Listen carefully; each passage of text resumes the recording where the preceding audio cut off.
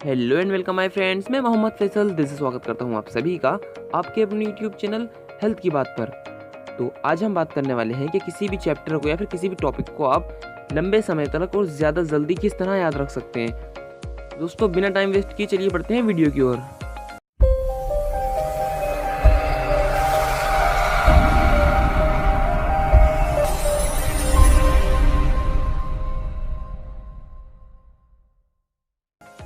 सबसे पहले आप अपनी बुक्स के अंदर जब भी पढ़ना स्टार्ट करें तो अपनी बुक के अंदर एक एक लाइन को अंडरस्टैंड करके पढ़िए, चाहे वो समझ में आए या नहीं आए।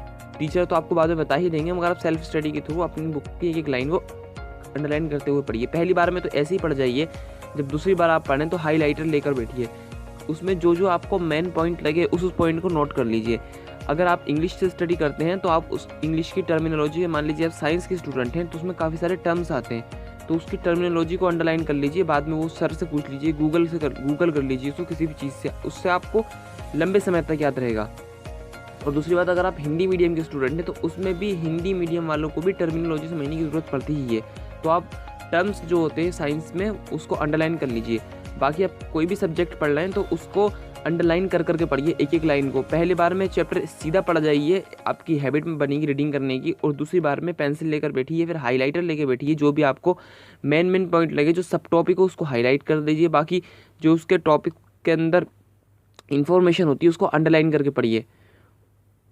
और दोस्तों पढ़ते वक्त अपना सारा फोकस अपनी बुक्स पे डालिए, अपने पास जितनी भी डिस्ट्रैक्शन की चीज़ें हों दूर कर दीजिए, और इतना ध्यान रखिए कि आप जाके शांत माहौल में बैठकर पढ़िए। आपकी अगर हैबिट सुबह में पढ़ने की है तो सुबह में पढ़िए, अगर रात में पढ़ने की हैबिट है तो रात में पढ़िए, मगर टाइम ऐसा चुनिए जिस टाइम पर आपको सुकून के साथ पढ़ाई हो सके। और दोस्तों दूसरी बात की बात करें तो अपने आप शॉर्ट नोट्स बनाइए। शॉर्ट नोट्स का मतलब ये नहीं होता है कि आपने अब नोटबुक उठाई और लिखना स्टार्ट करा तो पूरी बुक लिख दी।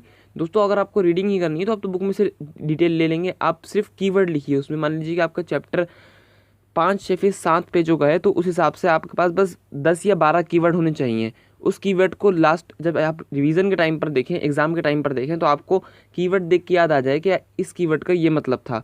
सिर्फ आप उसमें कीवर्ड को इंक्लूड कीजिए, आपका पूरा चैप्टर बस 1 पेज या फिर 2 page, maximum to maximum 3 pages से ज़्यादा आपका चैप्टर नहीं जाना चाहिए।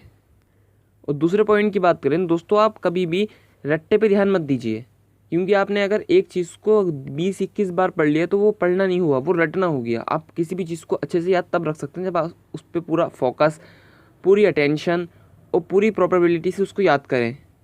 और दोस्तों वो याद किया हुआ आपको हमेशा हमेशा के लिए याद रह जाता है। इसलिए आप हमेशा बुक्स पढ़ते टाइम पहली बार में जब बुक्स पढ़ें तो आप अपनी रीडिंग के लिए पढ़ें, सिर्फ रीड कर लें उसको, ताकि उसके जो कुछ पॉइंट हैं आपके दिमाग में रह जाएं। और दूसरी बार उसको जब रीड करें तो अंडरलाइन करने के बाद, हाईलाइट करने के बाद पढ़ें उसको, जिससे कि आपके दिमाग में उसके मेन पॉइंट रह जाएंगे।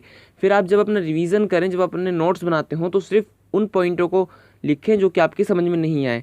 और अगर आप नोट्स बना रहे हैं तो आप सिर्फ कीवर्ड चुनें। कीवर्ड का मतलब ये होता है जैसे कि आपने किसी भी चीज़ की हेडिंग पढ़ी, मान लीजिए कि मैं साइंस पढ़ रहा हूँ, मैंने साइंस में सिर्फ सेल के बारे में पढ़ा, तो मैं उसकी एक एक चीज़ नहीं लिखूंगा कि ये यहाँ होता है, सेल में डीएनए होता है, न्यूक्लियस होता है। सिर्फ मैं उसको लिखूंगा ये कि सेल में डीएनए होता है, न्यूक्लियस होता है, साइटोप्लाज्म होता है, सेल मेम्ब्रेन होती है, इसमें ऑर्गेनल्स होते हैं। मैं सिर्फ इनके नाम लिखूंगा, ये नहीं लिखूंगा इनकी फंक्शन क्या है। इनके फंक्शन तो मैंने बुक में पढ़ के याद कर ही लिए, बस सेल का जो मटेरियल होता है वो लिखूंगा। इसी तरह से मैंने आपको बता दिया कीवर्ड मतलब किस तरह होते हैं। मैं आपको बायोलॉजी नहीं पढ़ा रहा यहाँ पे, मैं आपको सिर्फ एक हिंट दे रहा हूँ किस तरह आप कीवर्ड लिख सकते हैं। और दोस्तों कभी भी रेक्टिफिकेशन पे ध्यान मत दीजिए, हमेशा अंडरस्टैंडिंग करिए चैप्टर की अच्छे से। और अगर आप लास्ट पॉइंट की बात करें तो कि आप किस तरह आप और अपनी स्टडी को इफेक्टिव बना सकते हैं, तो आप अपना माइंड मैप बनाइए, माइंड मैप तैयार कीजिए। अब बहुत सारे बच्चे सोच रहे होंगे माइंड मैप क्या होता है। अगर आपको ये जानना है कि माइंड मैप किस तरह बनता है या फिर माइंड मैप क्या होता है, तो आप कमेंट करके मुझे बता सकते हैं। मैं आपको नेक्स्ट वीडियो में बिल्कुल कोशिश करूँगा बताने की कि माइंड मैप क्या होता है और किस तरह बनाया जाता है। अगर आपको मेरी वीडियो हेल्पफुल लगी हो और आपके किसी काम आई हो तो अपने दोस्त के साथ शेयर कर दीजिए, और वीडियो अच्छी लगी हो तो प्लीज़ लाइक कर दीजिए। चैनल को सब्सक्राइब करने के बाद नोटिफिकेशन बेल को ऑन कर दीजिए ताकि हमारे आने वाली वीडियोज़ आप इसी तरह देख सकें। थैंक यू, धन्यवाद।